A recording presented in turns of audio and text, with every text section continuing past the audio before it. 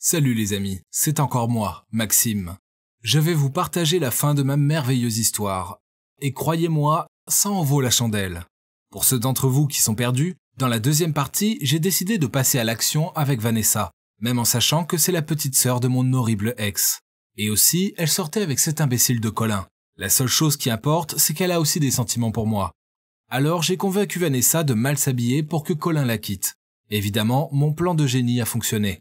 Puis, on a commencé à sortir ensemble officiellement. Mais je ne voulais pas que Vanessa découvre la vérité sur mon ancienne relation avec sa sœur. Alors, j'ai inventé une histoire ridicule en lui disant que je n'étais pas prêt à voir sa sœur adorée car c'était la méchante fille qui avait fait de ma vie un cauchemar quand j'étais au collège. Bref, Colin a su que Diane était mon ex et maintenant, il menace de tout dire.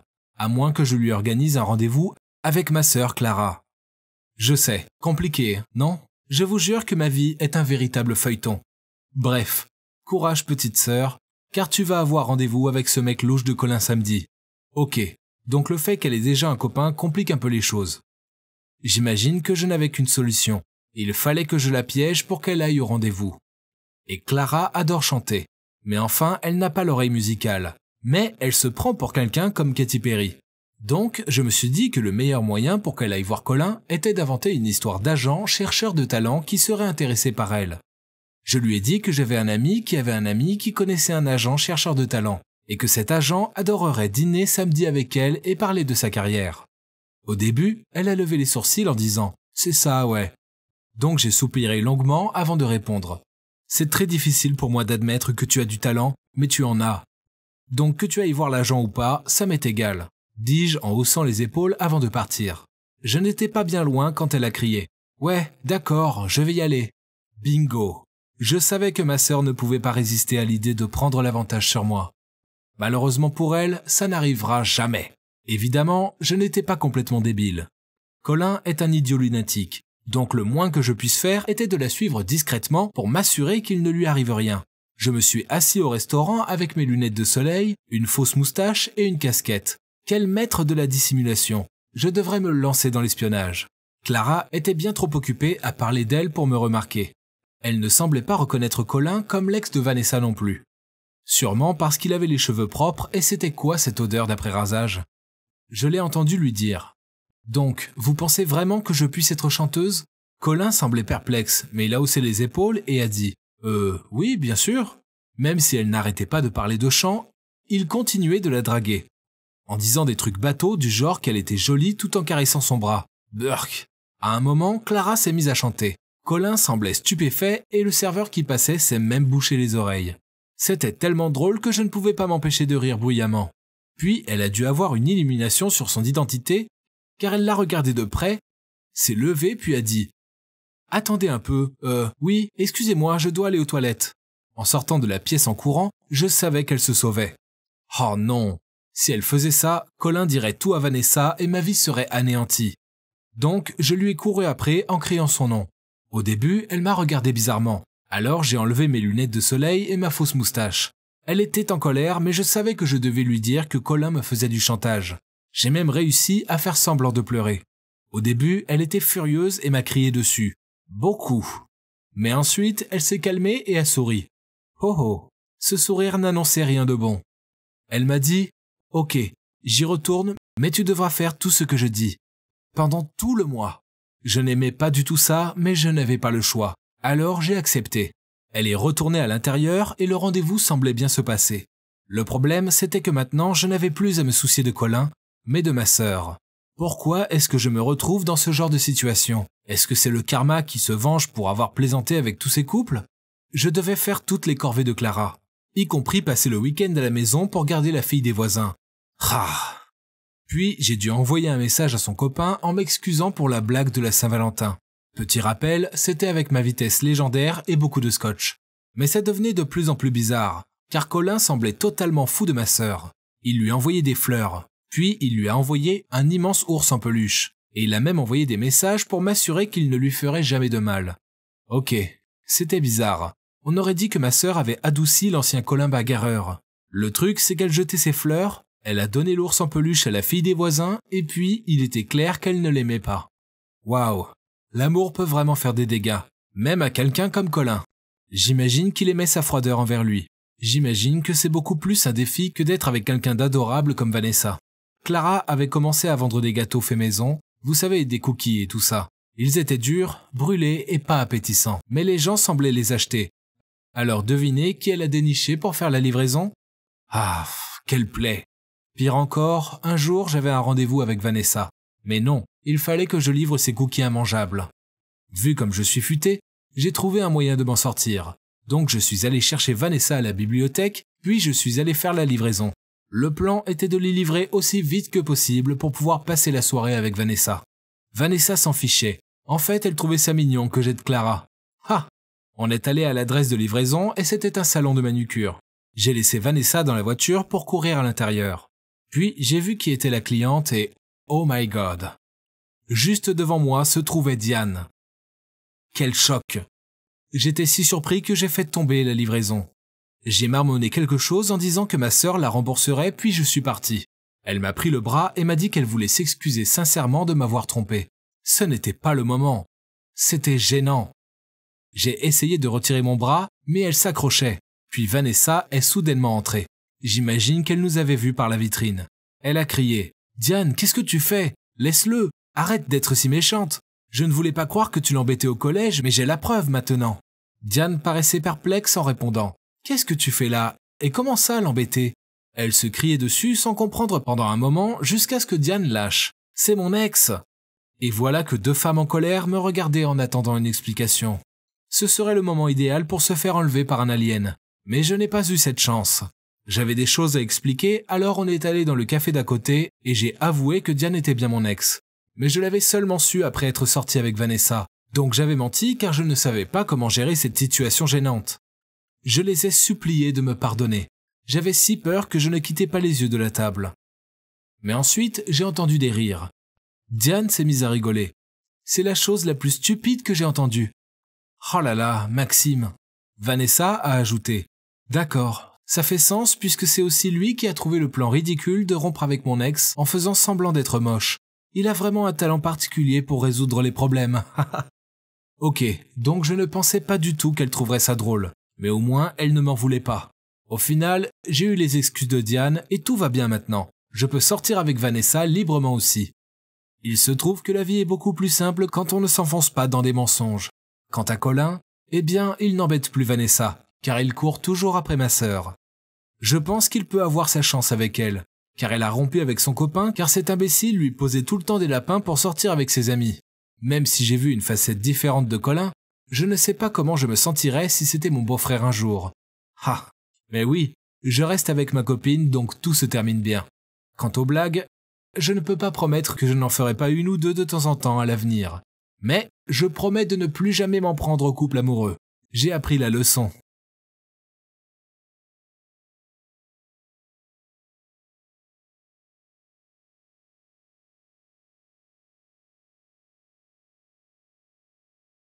Salut les amis, je m'appelle Stéphanie. J'ai une question pour vous. Promettez d'être honnête, hein? Avez-vous déjà eu un coup de cœur pour l'un de vos profs? Si oui, j'imagine que mon histoire vous semblera familière. Je vais vous parler de mon super petit copain, Joseph. J'ai fait tellement d'efforts pour le conquérir. Mais croyez-moi, il en valait vraiment la peine. Alors, tout a commencé l'an dernier, quand j'étais en 2e année, en art du spectacle. Quant aux mecs de mon âge, bof, quel ennui! Je ne leur prêtais pas beaucoup d'attention, car ils étaient immatures, et honnêtement, ils étaient pénibles.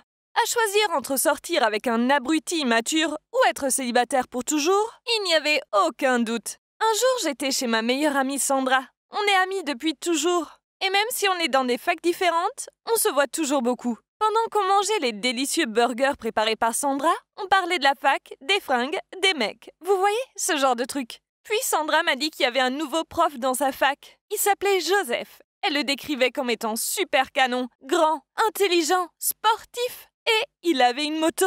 Ça semblait trop beau pour être vrai. Alors je me suis dit qu'il devait y avoir un truc. Peut-être qu'il avait plein d'acné, ou qu'il avait une femme et 3 enfants.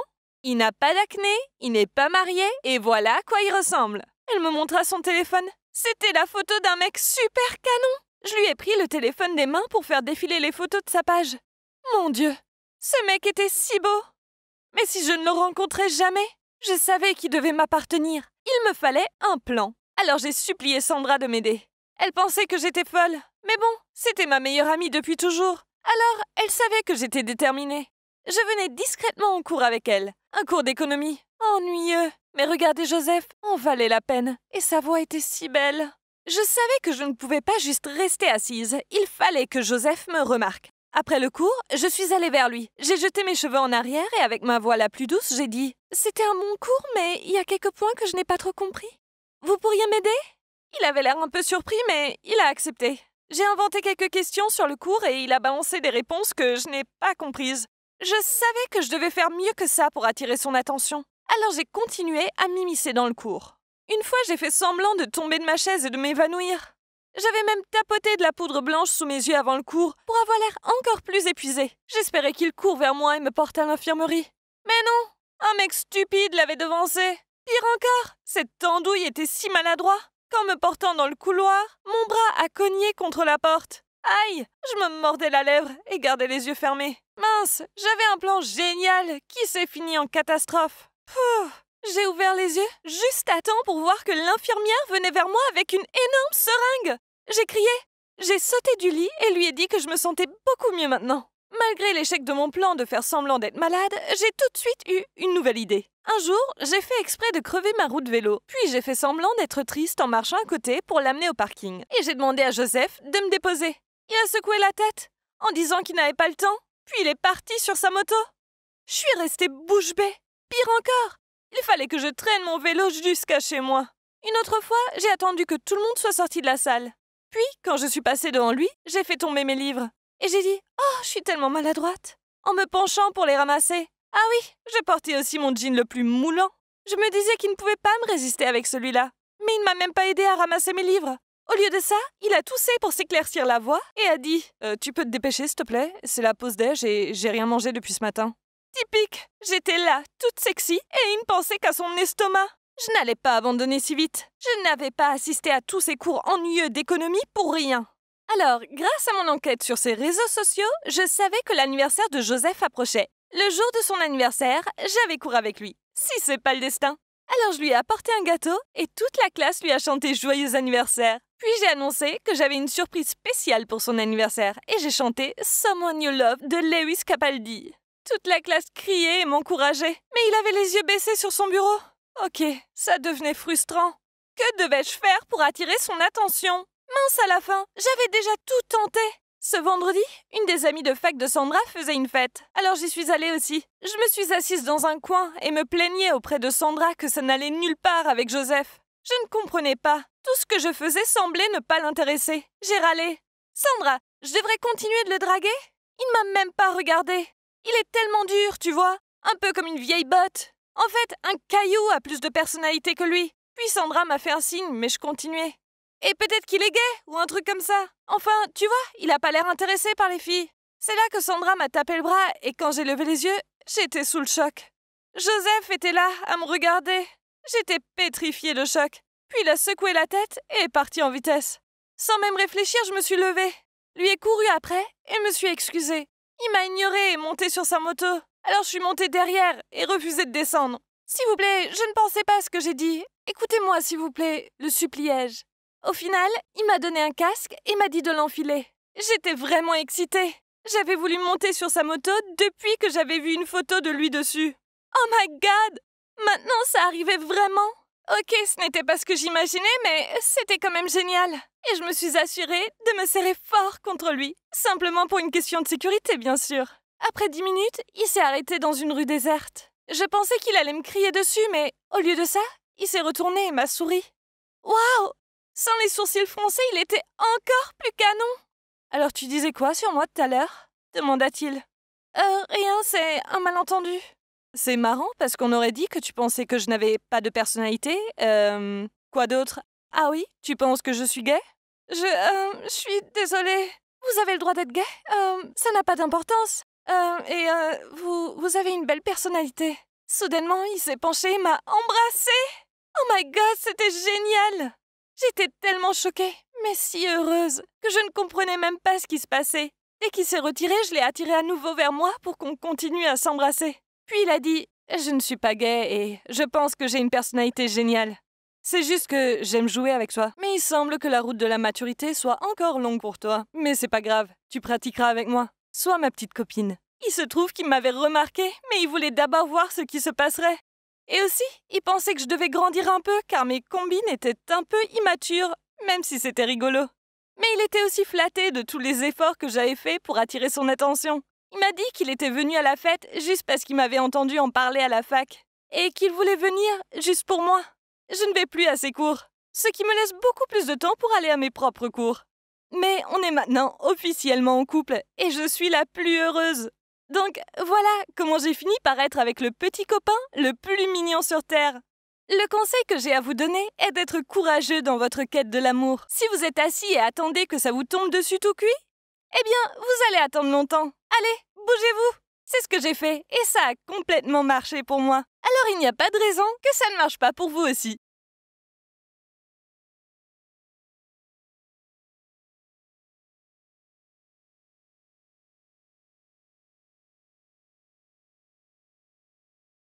Salut, je m'appelle Quentin et quelque chose de vraiment effrayant m'est arrivé, alors je vais vous le raconter. Mais je dois vous prévenir, ça fait un peu flipper. Alors c'est possible que ça vous fasse tellement peur que vous dormiez la lumière allumée. C'est aussi possible que vous ne me croyez pas. Et c'est à vous de voir, mais merci de vous rappeler que ce fut vrai pour moi. Je crois en ces choses depuis toujours. En fait, je suis obsédé par la vie après la mort depuis que je suis petit. Avant, j'avais des rêves ouverts où des inconnus venaient et essayaient d'entrer en contact avec moi. C'était souvent si ambigu que je voyais à peine leur visage, et tout ce dont je me souvenais au réveil était une ombre ou une forme indistincte faisant des gestes étranges, comme un message. Quand j'en ai parlé à mes parents, ma mère m'a dit que c'était des bêtises, mais ma grand-mère m'a assuré que ça pouvait être des esprits qui essayaient de me dire quelque chose. Elle m'a dit de ne pas m'inquiéter car la plupart des esprits étaient bienveillants. Parfois, ces esprits me disaient des choses. Une fois, il y en a eu un avec un chien.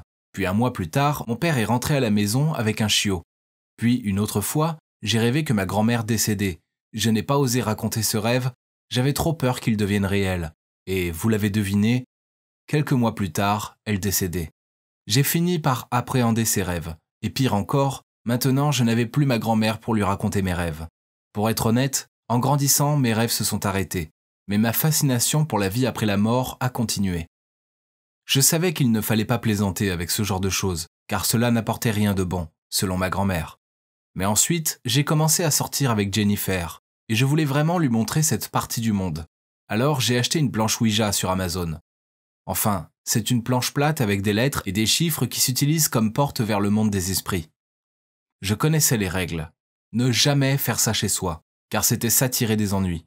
Je ne voulais surtout pas réveiller un poltergeist ou autre chez moi. Et aussi, ne jamais demander à un esprit de se montrer. Alors, le plan était de s'infiltrer dans la vieille maison de mon quartier qui venait d'être vendue et était vide pour l'instant. J'ai parlé de mon plan à Jennifer. Elle n'avait jamais rien fait de tel, et même si elle était sceptique, elle était aussi excitée. C'est ce qui me plaisait chez elle. Elle est si courageuse et aventureuse. On s'est retrouvés dans la cour de la maison à 3 heures du matin comme prévu, et on était tous les deux déterminés à essayer d'entrer à l'intérieur. Oui, je sais, ça sent le roussi. Mais on ne voulait pas saccager la maison ou autre, on voulait juste un endroit désert pour tester la planche. D'abord, on a créé une atmosphère en allumant des bougies, de l'encens et on a fait brûler de la sauge. Avant de commencer, j'ai pris la main de Jennifer et je lui ai dit tout haut « S'il te plaît, ne réveille pas les forces démoniaques ». Puis j'ai mis une pièce en argent sur la planche pour éloigner les mauvais esprits. Puis on a tous les deux mis notre index sur la planchette qui sert à désigner et en prenant une grande inspiration, j'ai appelé dans la pénombre. « Il y a quelqu'un ? Si des esprits viennent ici, parlez-nous s'il vous plaît. » Rien. Même pas un brin de vent. Jennifer a rigolé et ça m'a embêté. J'imagine qu'elle voyait sur mon visage que ça m'énervait. Alors elle a souri en disant « Désolé, réessayons. » Puis elle a remis son doigt. Puis j'ai dit « S'il y a quelqu'un ici, on aimerait entrer en contact. » J'avais des frissons pile à ce moment-là, et le vent a commencé à se lever. Le calme était rompu et la pénombre semblait se déplacer. Excité, je criais « Il y a quelqu'un ici ?» Puis c'est devenu vraiment dingue, comme une scène de film avec de la poussière qui tournoie autour de nous. La planchette a commencé à bouger lentement. Jennifer m'a regardé et a dit « Qu'est-ce que tu fais ?»« Ce n'est pas moi, promis, répondis-je. Je l'ai regardée et au moment où nos regards se sont croisés, on savait que la planchette bougeait toute seule. J'ai continué de demander « Combien d'esprits y a-t-il ici ?» Après 1 minute de silence, la planchette a bougé sur le 1.